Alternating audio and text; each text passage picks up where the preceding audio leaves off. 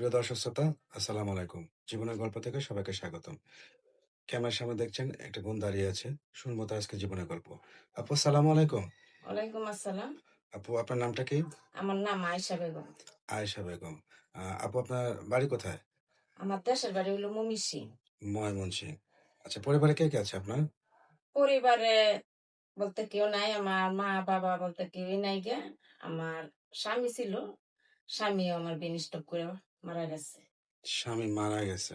আচ্ছা, আচ্ছা, খুবই দুঃখজনক। তো ব মানে আপনার বাচ্চা-কাচ্চা হয়নি? না, বাচ্চা-কাচ্চা হয়নি। বাচ্চা-কাচ্চা নেই। বিবাহিত সংসার কতদিন ছিল?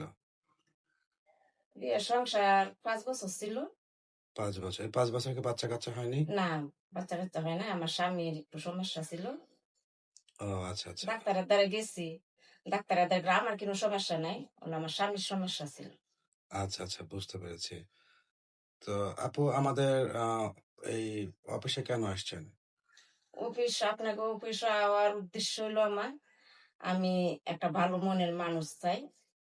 যেমন আমার সাথে জীবন সঙ্গী করতে চাই। মানে আপনাকে যারে যেন নিয়ে আমি বোঝে, আপনাকে যেন সে ভালোবাসে এরকম হ্যাঁ, একটা মনের মানুষ চাচ্ছেন। আচ্ছা, আমি যতদূর জানি যে ময়মনসিংহে একটা আপু আমাদের এই অফিস থেকে বিয়ে হয়েছিল। তার খোঁজ মানে পেয়ে আপনি এখানে আসছেন। হ্যাঁ, তার কাছ থেকেই সবকিছু জাইনা আমার এনে আসা। আচ্ছা, আচ্ছা। তো আপু আমাদের এই অফিসে যে আসছেন, ঠিক আছে? এখানে অনেক দেশি প্রবাসী ভাই আছে, যাদের বয়স অনেক বেশি হয়তো বিবাহিত, অবিবাহিত। হয়তো এমন হতে পারে যে তাদের বাচ্চা-কাচ্চা আছে, স্ত্রী মারা গেছে বা তাদের স্ত্রীর সাথে ডিভোর্স হয়ে গেছে। এমন মানুষ যদি আপনার দায়িত্ব নিতে চায়, আপনি কি তার সঙ্গে বিয়ে করতে রাজি আছেন? হ্যাঁ, রাজি আছি। তাতে আমার কোনো সমস্যা নেই। বাচ্চা থাকলেও সমস্যা না, নেই। বাচ্চা থাকলেও সমস্যা নেই। আচ্ছা, ধরেন এমন হলো যে হয়তো ১ম বিবির আ বাচ্চা-কাচ্চা হয় না, সে ২য় শাদী করতে চাচ্ছে।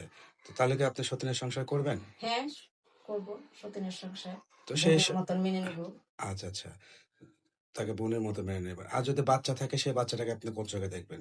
হ্যাঁ, আমার সন্তানের মতন দেখব। আচ্ছা, আচ্ছা। মানে কখনো বুঝতে দেবেন না যে আপনি না, তার সৎ মা। কখনো বুঝতে দেব না। আচ্ছা, আচ্ছা।